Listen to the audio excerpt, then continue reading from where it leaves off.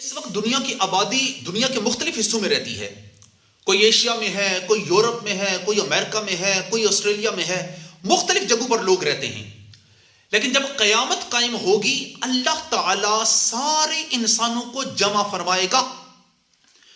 قل ان الاولین والآخرین لمجموعون الی میقات یوم معلوم. اے نبی آپ فرما دیں بے شک اگلے لوگوں کو اور پچھلے لوگوں کو ضرور جمع کیا جائے گا، ضرور اکٹھا کیا جائے گا سارے انسانوں کو. لام تاکید ہے، لمجموعون ضرور جمع کیا جائے گا الی میقات یوم معلوم، ایک مقررہ دن کے مخصوص وقت پر. اب سوال یہ پیدا ہوتا ہے مولا سب انسانوں کو کس جگہ پر تو جمع کرے گا؟ میدان محشر کہاں لگے گا؟ یورپ میں، امریکہ میں، ایشیا میں، مڈل ایسٹ میں، کس جگہ پر میدان محشر قائم ہوگا؟ امام الانبیاء علیہ الصلوۃ والسلام کی حدیث ہے، حضور نے فرمایا کہ میدان محشر ملک شام کی سرزمین پر ہوگا. شام کی سرزمین میں میدان محشر قائم ہوگا. لیکن یہ جو ملک شام ہے یہ وہ شام نہیں ہے جو آج کے دور میں سیریا ہے، آج کے دور کا شام ہے، وہ نہیں. جو نبی علیہ الصلوۃ والسلام کے دور میں ملک شام تھا وہاں پر میدان محشر لگے گا. میں عرض کرتا ہوں، پہلے حدیث سنیں نبی علیہ الصلوۃ والسلام کی. امام الانبیاء علیہ الصلوۃ والسلام نے فرمایا، ترمذی شریف میں امام ترمذی نے اس حدیث کو نقل کیا، نبی علیہ الصلوۃ والسلام کی ایک باندی تھی، ایک لونڈی تھی، وہیں نبی علیہ الصلوۃ والسلام کے پاس اور کہنے لگی یا رسول اللہ ہمیں بیت المقدس کے بارے میں بتائیں.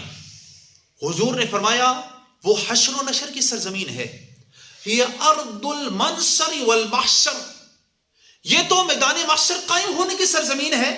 میدان محشر وہاں پر قائم ہوگا.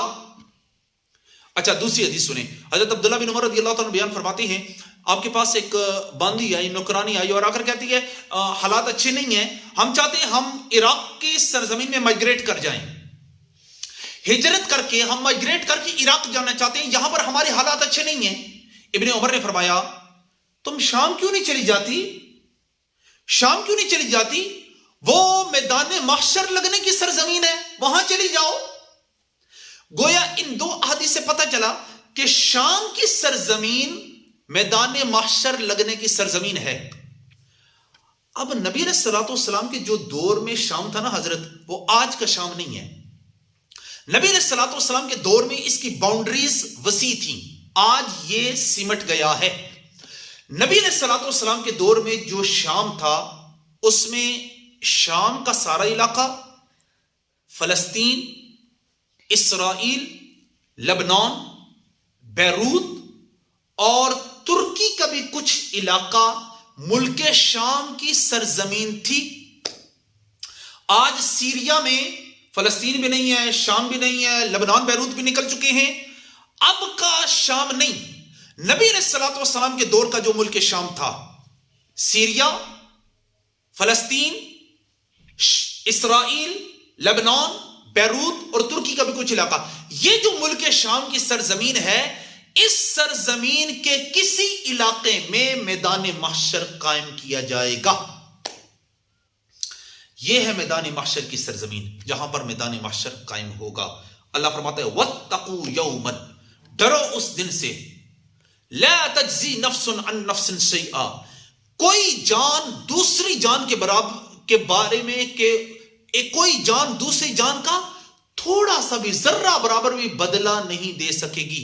ہر انسان اپنے کیے کا قیامت کے دن ذمہ دار ہوگا. اس دن سے ڈرو. یوم یجعل الولدان شیبا، وہ اتنا سخت دن ہے کہ بچے کو بھی بوڑھا کر کے چھوڑ دے گا، بچے کو بوڑھا کر کے چھوڑے گا. السماء منفطر بہ، آسمان اس کی شدت سے پھٹ جائے گا، اتنا سخت دن ہے. اور وہ میدان محشر ملک شام کی سرزمین میں قائم ہوگا. وما علی الا البلاغ المبین.